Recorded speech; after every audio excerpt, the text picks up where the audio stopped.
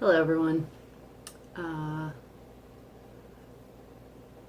know I've done a video on why I love Path but this video is going to be about lady slippers.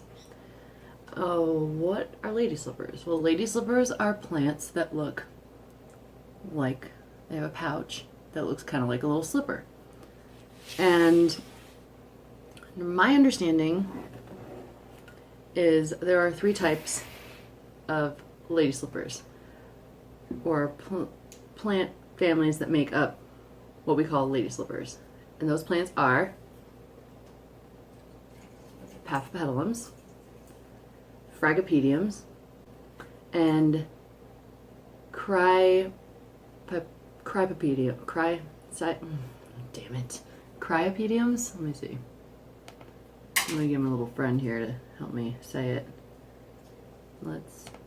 Cypripediums, okay? Cypripediums are the ones we have here in North America. That was my first, a Cypripedium was my first experience with lady slipper. When I was younger, I was told by my mom and my best friend's mom about these plants because I played in the woods a lot, and they told me, you know, if you ever come across these lady slippers, they're very special, they're endangered, do not pick them, do not step on them, just be very careful and look out for them. And I did see one, look kind of like that. And ever since then, I've just kind of had this thing for lady slippers. And my first lady slipper was a Paphipetalum. Paphipetalums are found in Asia mainly, China, Thailand, and over there, different parts, the Philippines. Oh, then we also have the Fragopediums, which are not in bloom right now, but we have Fragopediums, and those are your lady slippers that are found in South America and Central America. And Fragopediums can be terrestrial orchids as well. Paphipetalums tend to be more of a semi-terrestrial. A lot of them mainly grow in rocks and mossy areas along streams and such. The Cypripediums of North America and Europe are terrestrial orchids. And I hope that next year I will get into keeping Cypripediums. But as of right now, I've kind of mastered the art of growing Paphipetalums. I am now working on growing Fragopediums. And today, I should have a flask, 2 flasks of 2 different types of Fragopediums. Super excited about that. Before I start talking about how I grow them, I want to talk about their growth habits. These plants are very slow growing. Very slow growing. I believe that these 2 right here, which are fully mature, they're probably 5 years old or older. Paphipetalums tend to bloom when they're about 4 years old. They take a really long time to mature. Here, right here, we have a Paphipetalum Kemp Tower hybrid. This is one of those Philippine hybrids that sends out multiple blooms. Really cool plant. But this is a seedling, and this guy's really little, and growing very slowly. I probably will not see this one bloom for 6 years. I'm thinking maybe when this plant's 6 years old, it'll be big enough and mature enough to bloom. So you need a lot of patience growing these orchids. A lot. But the reason why I'm getting into Fragopediums is because you don't need as much patience. This is a seedling frag I got the same time as I got this one. And it's bigger already. This one has been growing so much faster than this one. This one, I swear, it puts out a new root or a new leaf every 2 months. This one, I'm lucky if it puts out a new leaf every 6 months, I feel like. So I'm excited because these guys grow faster. This here I got, it's blooming size, obviously. It has a spent spike. Done a video unboxing on this one. And they come in different sizes. These are hybrids. And as you can see, this one's getting bigger. Lady slippers. So their name comes from this pouch that looks like a slipper. More so on some than others. Yeah, my husband likes to call them the ball sack plant because this one in particular, it's, you know, could look like something. This one I think took about a year and a half to rebloom, but I got bonus flowers on it. So crazy. This one is multi-flowering, which is weird for this particular hybrid. At least I think it is. I've never seen 2 blooms on this. I want to talk about their pouch. I got sidetracked. So this pouch is for pollination. No, they do not eat the bugs. Some people seem to think that pathpetalums use that pouch to eat the bugs, but they don't. They use that pouch to trap their pollinator. So the bug goes inside the pouch, gets kind of stuck in there, is like, oh yeah, let me out. Right here in the back of the slipper or pouch is a little ladder of hairs. So the bug that gets trapped has to climb out the ladder of hairs out the back. Side here, this is really hard to do. There is a little hair ladder that leads upward, and right here and here are the only ways out. And you can see right there, I'm holding this, there's pollen, little pollen sacs right there. So the bug that gets trapped has to walk up here and out either side, and that's where the pollen gets dispensed or deposited onto the bug. See? So that is why they have these pouches, and the inside of the pouch is really cool. I mean, look at that. So that's how the pollination works for these plants. So those are some fun things that I know about lady slippers. Now let's talk about, since I've just started getting into these guys, I'm going to talk mainly about how I grow pathpetalums.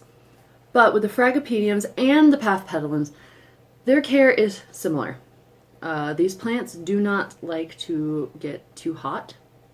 And the frags and the cypripediums, cypripediums being always terrestrial, frags being somewhat terrestrial, they like to be wet, more so than none. The way I have fixed my watering and keeping them all happy is by using semi-hydro. Frags love semi-hydro.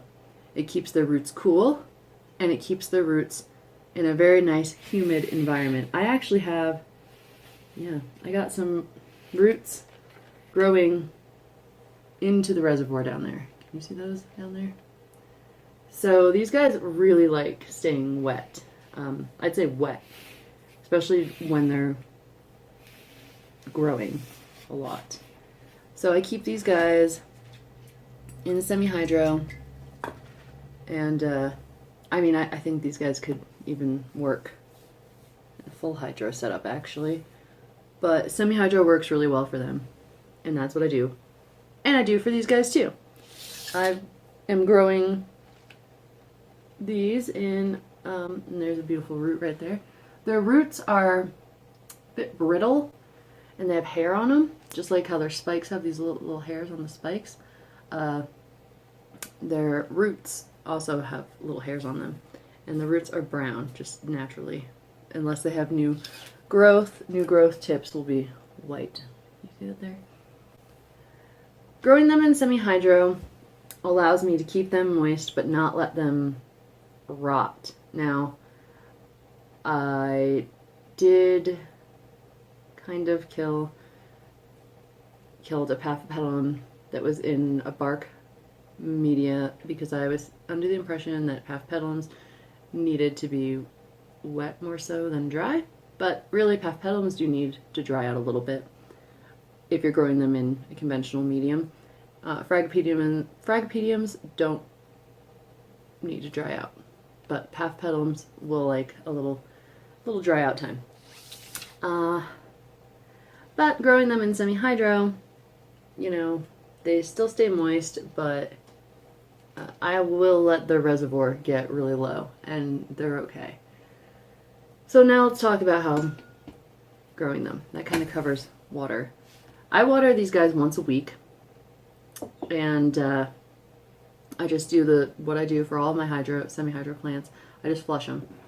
And I have been getting on a schedule of fertilizing after every time I water. So these guys are getting fertilized with my Orchid Fertilizer. Where's that? I don't have it here. But they're getting fertilized with my Orchid Fertilizer as directed. Once a week, or sometimes they'll skip a week and do it another time. And that, I think, that extra fertilizing really helped get that second little runt flower to bloom. Lighting and humidity. Humidity averages around 40% for these guys. Lighting, they're really not that picky about lighting. I've been able to grow them and bloom them under T8 light once, which is pretty weak, compact fluorescent. And these guys actually went into spike under a white LED light that I used for my aquarium plants. And it worked really well for these guys. So, you know, they need a good amount of light, but not too much light. Like, they're really not picky about light. I wouldn't give them Cattleya light, but paphpetalum, like light that would grow a Phalaenopsis. If you have enough light to grow a Phalaenopsis, you have enough light to grow a paph. Temperature might be where you have problems growing these plants. They don't want to be too hot. I don't think they enjoy prolonged periods of heat. Over 80 degrees Fahrenheit, I think they can handle it, but they don't want it for a long time. So for these guys, they never go outside.